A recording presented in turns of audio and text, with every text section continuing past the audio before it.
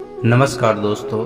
कर्ण से इस तरह बचाया अर्जुन को, वरना मारा जाता। महाभारत के युद्ध में कर्ण और अश्वत्थामा दो ऐसे महाशक्तिशाली योद्धा थे। यदि इन दोनों के साथ छल ना किया गया होता तो महाभारत का युद्ध कौरव कभी का जीत चुके होते। कहते हैं यदि अश्वत्थामा को पहले ही दिन से सेनापति बना दिया जाता तो 3 दिन में युद्ध समाप्त हो जाता। जब युद्ध लगभग हार चुके थे, लेकिन अश्वत्थामा को जब तब सेनापति बनाया गया और उन्होंने तबाही मचा दी। इस तरह यदि कर्ण के साथ छल नहीं किया गया होता तो युद्ध का रुख कुछ और ही होता। भगवान श्री कृष्ण और अर्जुन के पिता देवराज इंद्र यह भली भांति जानते थे कि जब तक कर्ण के पास उनके कवच और कुंडल है तब तक उसे कोई भी नहीं मार सकता। तब श्री कृष्ण की योजना अनुसार देवराज इंद्र ने ब्राह्मण बनकर दानवीर कर्ण से दान में कवच और कुंडल मांग लिए। लेकिन कुछ मील दूर जाकर इंद्र का रथ भूमि में धंस गया। तभी आकाशवाणी हुई, देवराज इंद्र, तुमने अपने पुत्र अर्जुन की जान बचाने के लिए छल पूर्वक कर्ण की जान खतरे में डाल दी है। अब यह रथ यहीं धंसा रहेगा और तू भी यहीं धंस जाएगा। तब इंद्र ने आकाशवाणी से पूछा, इससे बचने का उपाय क्या है? तब आकाशवाणी ने कहा, अब तुम्हें दान दी गई वस्तु के बदले में बराबरी की कोई वस्तु देनी होगी।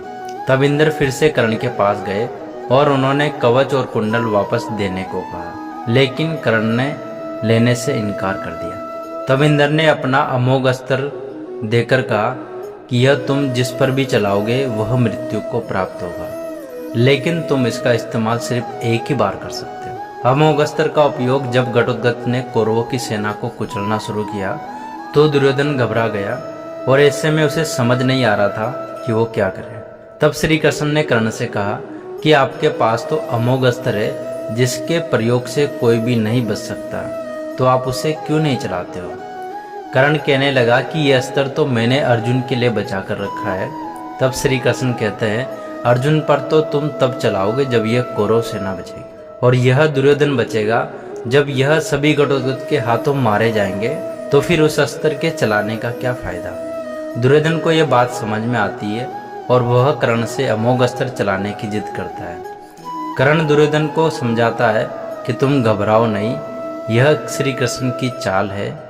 लेकिन दुर्योधन कर्ण की एक भी नहीं सुनता है और कर्ण मजबूरन वह अमोघ अस्त्र घटोत्कच के ऊपर चला देता है। इस तरह भगवान श्री कृष्ण अर्जुन को बचा लेते हैं। कर्ण फिर भी शक्तिशाली था और तब लिया कठिन 3 निर्णय। असहाय कर्ण के कवच कुंडल उतर जाने के बाद अमोघ अस्त्र नहीं होने के बावजूद कर्ण में अपार शक्तियां थी। युद्ध के 17वें दिन शल्य को सारथी बनाया गया।